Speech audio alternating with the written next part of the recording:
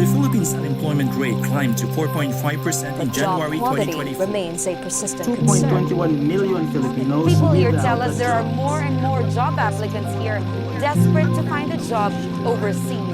They tell us their situation has been Umakyat ang unemployment rate ng Pilipinas sa pinakamataas nitong antas sa loob ng 15 taon. Ang tanging solusyon para muling makabalik sa pagtatrabaho ang karamihan sa ating mga kababayan. Kasunod ito ng ulat ng Philippine Statistics Authority noong Enero na pumalo na sa 4 na milyong Pilipino ang nainalang walang trabaho. For decades, the unemployment rates in the Philippines have been drastically increasing, with no sufficient access to life plans, insurances, and education. Filipinos tend to get lost in the flow of life. Nowadays, what people earn is only based on what they can do, but not what they want. This leads to many citizens hopping from one job to another, not really getting consistency and satisfaction in their careers. Family members influence one another. Unemployment rates continue to spread from generation to generation. When will this continuous economic crisis end? Or will it ever end?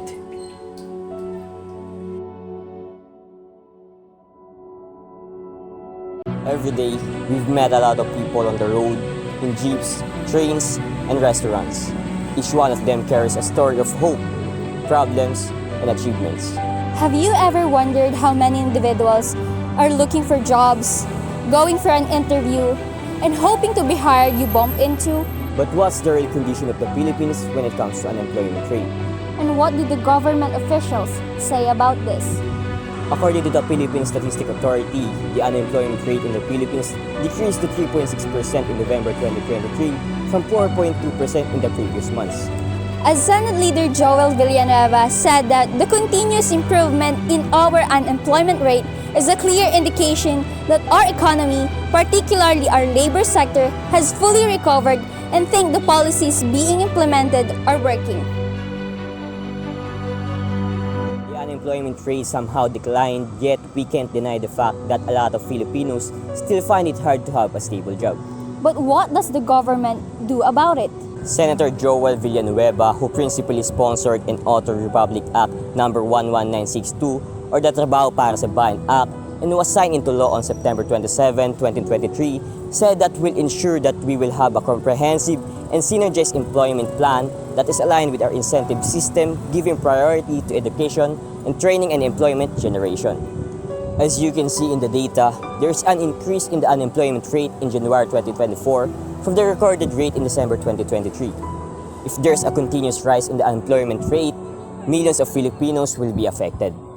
But for now, let's take a look at which subsector had the highest increase in the number of employed persons, which are number 1, fishing and aquaculture, number 2, transportation and storage, number 3, professional, scientific, and technical activities, number 4, arts, entertainment, and recreation, and lastly, mining and quarrying.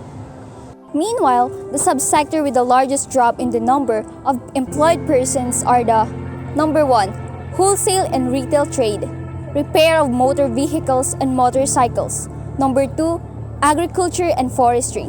Number 3, public administration and defense, compulsory social security. Number 4, manufacturing.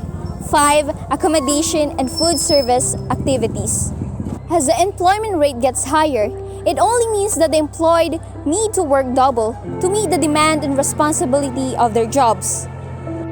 There is no doubt why, according to SG declared Denise S. Mapa, PhD, Undersecretary of National Statistician and Civil Registrar General, the average weekly hours worked by an employed individual in January 2024 increased to 42 hours per week from 39.5 average per week were posted in January 2023 and 41.2 hours per week in October 2023. The hours of work and the workload that the employees needed to accomplish were heavy, yet their salary is not equal to the work they do. Filipinos settle for a lower minimum wage because they would rather have a lower salary than be unemployed at all. And that's the painful truth that lives today. In the heart of Southeast Asia lies the Philippines, a nation with a rich cultural diversity. But Behind it lies a harsh reality of unemployment.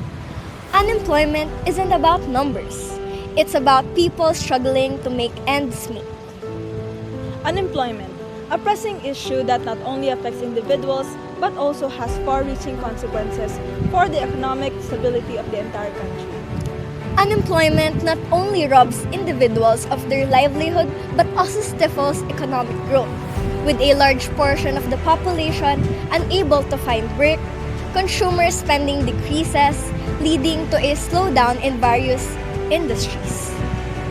Small and medium-sized enterprises, the backbone of the Philippine economy, bear the brunt of this downturn, often resulting in closures and layoffs. As unemployment rates rise, so does poverty, further exacerbating social inequalities and straining public resources. The rise of globalization has brought both opportunities and challenges to the Philippine economy.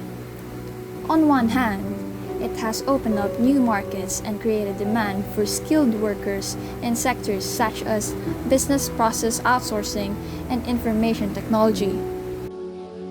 However, globalization has also intensified competition from abroad, particularly from countries with lower labor costs. This has led to concerns about job displacement and wage stagnation for certain segments of the workforce. Meanwhile, technological advancements are transforming the nature of work in profound ways. Automation, artificial intelligence, and robotics are increasingly replacing manual labor and routine tasks, particularly in manufacturing and agriculture.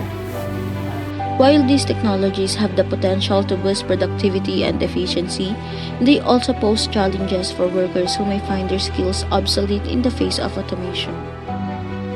With all that being discussed, our team then interviewed various workers to find out what they personally think of these issues and their state in the midst of all of this. Siguro baba na yung 700 yung, pero pag 700 pababa, talong-talo na sa amin. Pero pag maganda naman yung biyahe, may time na maganda, siguro nag-uwi kami ng mga 1,000 mahigit ganun. Sa ngayon po, 610, 8 hours. Pero naka-fix po kasi kami ng 12 hours. Kaya yung 12 hours po namin, pag pang-araw po, 992. Pag panggabi naman, 1,052. Ang mahal ang gasolina. Ang kita sana okay lang. Ang gasolina tumataas, ang pamasahe hindi tumataas. O kahit na tiyaga-tiyaga na lang para makaraos din. Kumikita na ako habang nag-aaral at saka natututo din ako with my experience. Siguro ang cons doon, yung personal time. Kasi hindi naman sa lahat ng oras available ako for friends, for family. Dahil, yun nga, may mga responsibilities din ako. Seeing that they earn around 700 to 1,000 per day, is this enough for them to supply for their daily needs? Hindi kahit nag-uwi ako ng 1,000 mahigit, hindi pa rin. Kasi katulad niyan, ilan yung anak ko? 4. Ito pamasahe nun, baon nun. Hindi pa yung iba pang expenses na may project sa school yung mga bata, di ba? Wala saan mo kukunin yun? Kaya minsan nagtsatsaga na lang kami. Depende naman kung sa gastusin na ginagawa mo araw-araw. Kung magiging sapat. Kung mas magastos ka, hindi sapat.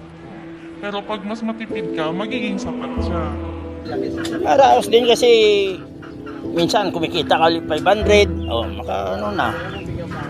bili ka na ng bigas, ulam. Tapos medyo may isang Red Horse, ayos na. Hindi talaga kulang na kulang. Lalo na yung anak kong sakitin. Halos napupunta lang yung sinisweldo ko sa gamot. Tsaka sa tuition fee nung pangalawa ko. Kulang na kulang talaga. There are many reasons present as to why Filipinos are crushed in between unemployment and poverty. Let's try to list down the prominent ones. For instance, according to research, unemployment rates continue to increase due to rapid population growth, and increase labor force participation.